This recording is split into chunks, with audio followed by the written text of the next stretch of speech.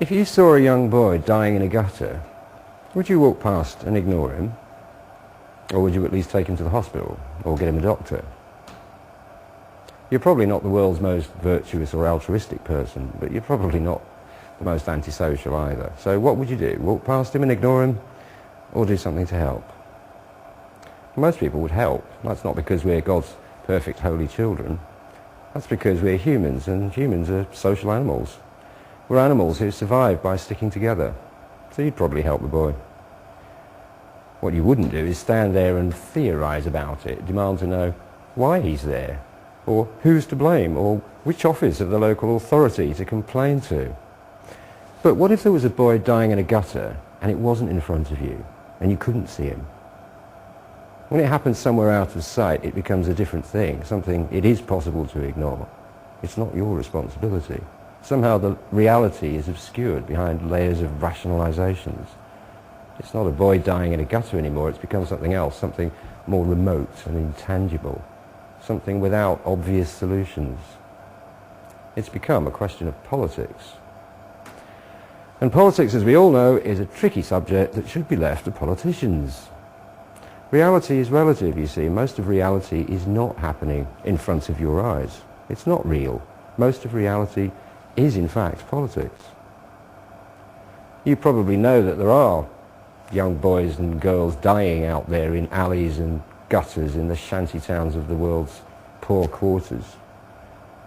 But it's one of those remote realities. And what's the reason for it? We could talk about economics or geopolitics, but the truth is they're dying because they're out of sight and they don't really matter and nobody really gives a damn. When the parents have got no money, the kids don't count. In our reality, we value children so much that we've made ourselves paranoid about real and imaginary threats to them. But in global realities, they're not valued. 1 billion people, that's 1 in 6 of the world's population, can't even get clean water. So, their kids get diarrhea. And 5 million of those kids die every year. Since big numbers don't really mean much to anyone, imagine a jumbo jet, fully loaded with kids up to the age of 5, crashing into a mountain. That would make the headlines in your local town, wouldn't it? Now imagine a jumbo jet doing that every 35 minutes, night and day, forever. And just so it's clear, African children are not worth less than white children, and African parents don't grieve less than European parents. They grieve all right, and they don't get used to it. 300 kids every 35 minutes. A massacre of the innocents, wouldn't you call it?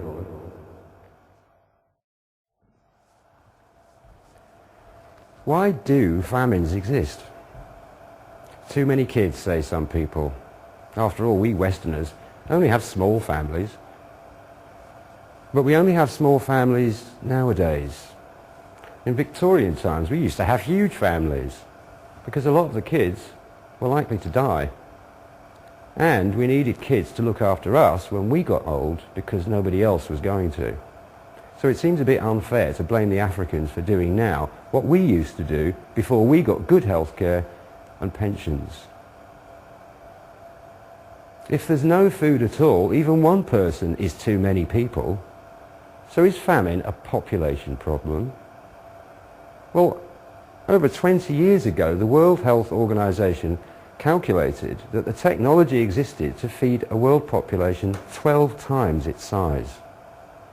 Well, we didn't need to feed a world population 12 times its size. We only needed to feed a population 1/12 of that, the one we actually had.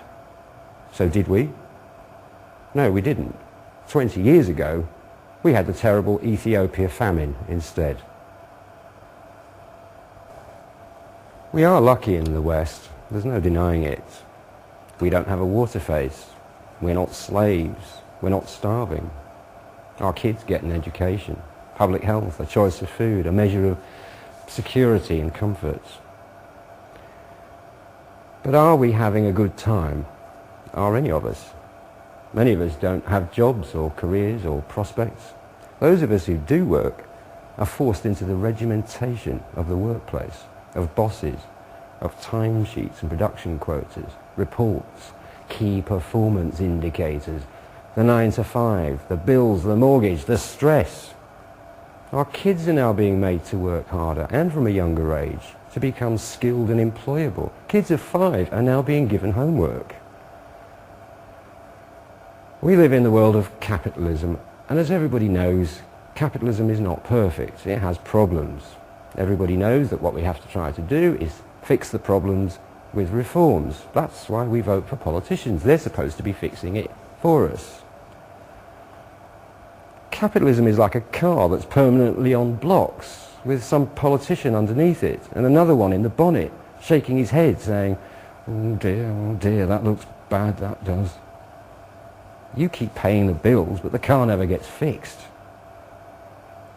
You begin to think the politicians don't really know what they're doing. But what can you do? Capitalism may not be perfect, but it's the only thing we have, and after all, it does work. Sort of. Sort of. We have the most advanced technological society that's ever existed.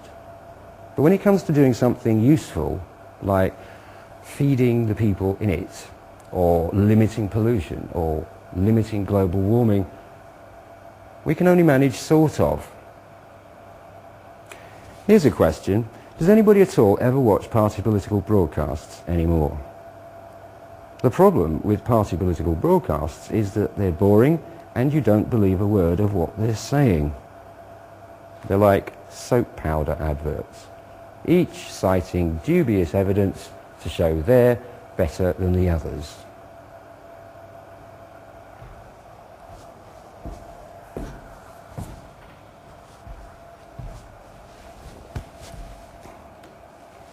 This isn't a party political broadcast, for 2 reasons.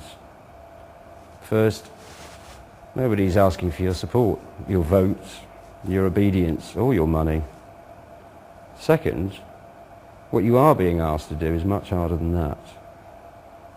The idea is for you to question the basis of modern society yourself. Think about it, and then go away and think what to do about it. I'm not going to tell you what to do or how to think. What I want to do is simply explain a point of view to you. It's a point of view that is not explained very often, anywhere you go, in anything you see on TV. But it exists, and it's quite widespread. What you do about it is up to you. You can reject it, but it's important to understand what you're rejecting. Politicians talk about this problem or that issue. Within capitalism, the real reason why politicians all sound the same and why people find it so hard to be interested in politics is that they all have this same frame of reference. If you question capitalism itself, you automatically put yourself outside that frame of reference. And that's when the politics of capitalism suddenly becomes meaningless to you.